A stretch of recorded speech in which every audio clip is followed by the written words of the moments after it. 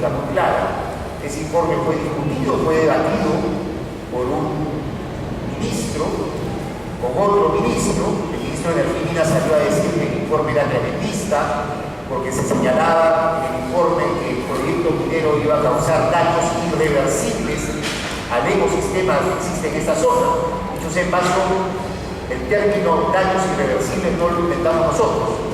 Estaba un informe que había hecho la Autoridad Nacional del Agua en el año 2010. La Autoridad Nacional del Agua había reconocido que el proyecto iba a provocar daños irreversibles, porque evidentemente iba a desaparecer para siempre 4 lagunas.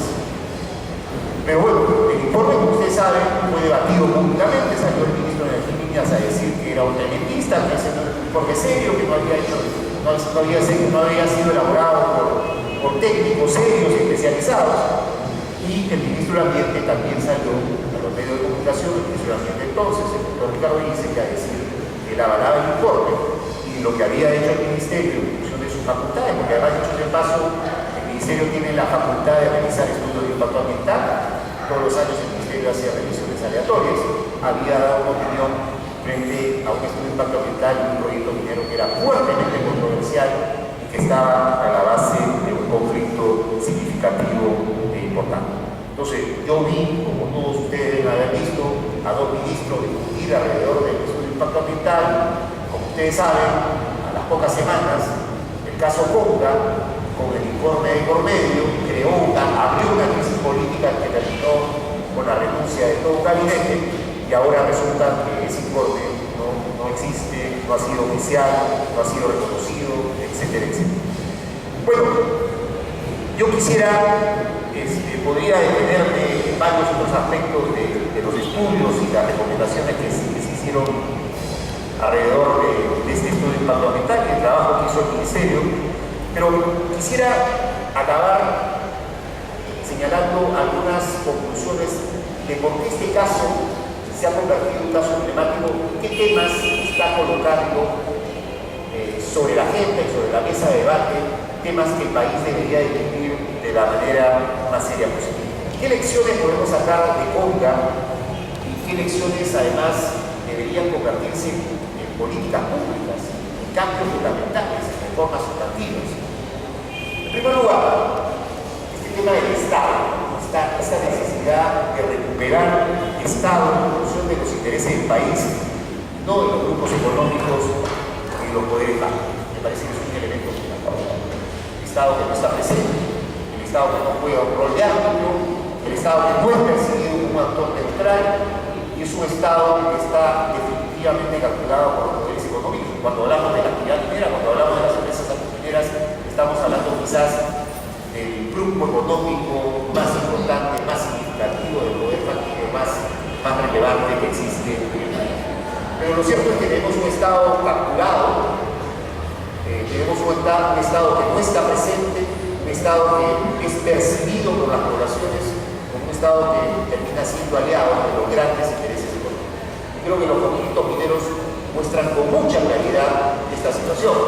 Si ustedes ven estas tristes situaciones en torno al famoso peritaje, ahí no tenemos un mejor ejemplo de cómo finalmente el Estado termina siendo capturado.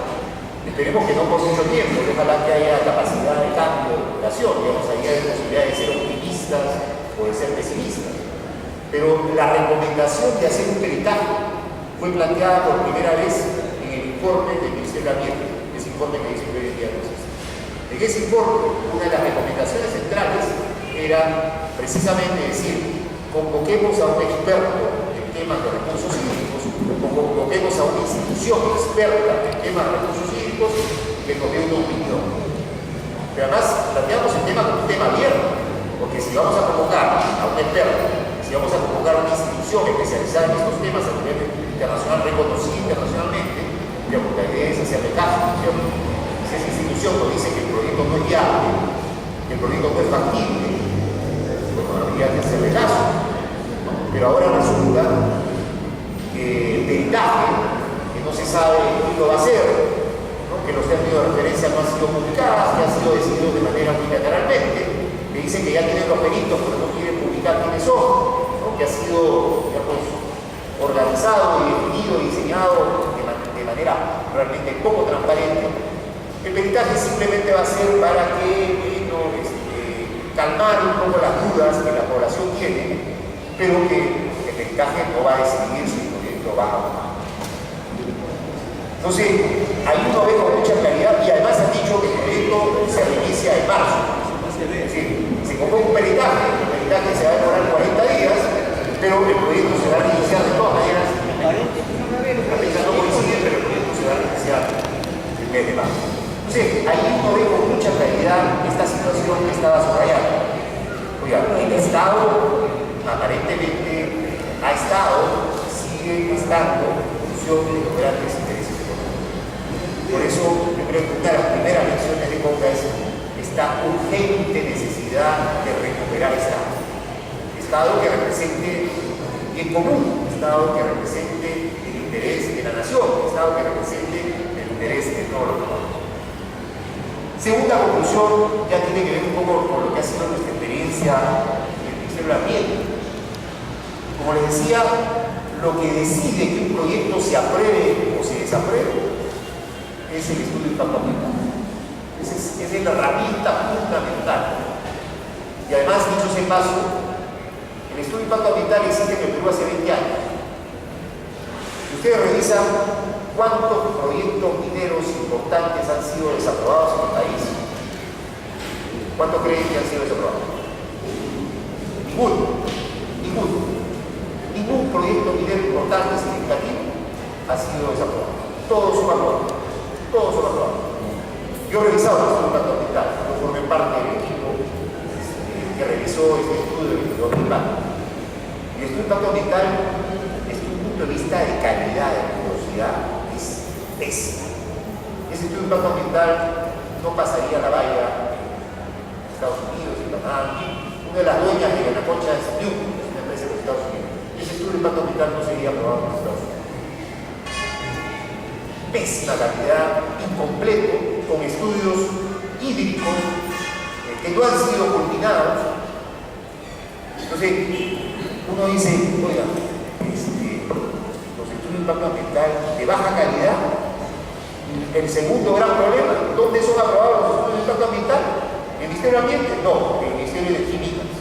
Es decir, el ministerio que tiene como misión que la minería crezca en este país, al mismo tiempo, también tiene la responsabilidad, tiene la misión, tiene la potestad, tiene la facultad de aprobar o desaprobar un estudio de impacto ambiental. Siempre es aprobado, ¿no? Es decir, juez y par, es poner el ratón en el gato en el despensero. O sea, la autoridad que tiene como misión que la minería crezca, al mismo tiempo supuestamente es la que tiene que controlar, regular y aprobar los estudios de impacto ambiental. Entonces, ahí hay dos elementos básicos que hay que comenzar a identificar. El EIA, el estudio de impacto ambiental, es la herramienta que el país necesita. No, está seriamente cuestionada. Además, no solamente lo decimos nosotros, hay un informe del Banco Mundial que cuestiona drásticamente la calidad de los estudios de impacto ambiental que se hacen en el país. Y el segundo gran problema, existe el Ministerio del Ambiente, pero está pintado en la pared y todavía los estudios de impacto ambiental se aprueban en el Ministerio del Ambiente.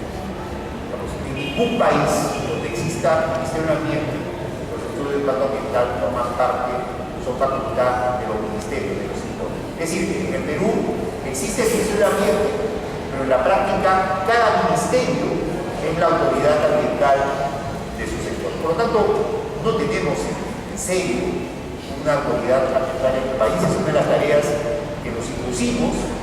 Quisimos realmente construir una autoridad ambiental en el país. El ministro dice que, siempre nos comentaba Hugo de aquí, el ministro dice que tiene una larga experiencia de vida pública. Él nos decía, ser ministro o ser viceministro en este país puede ser una tarea muy sencilla.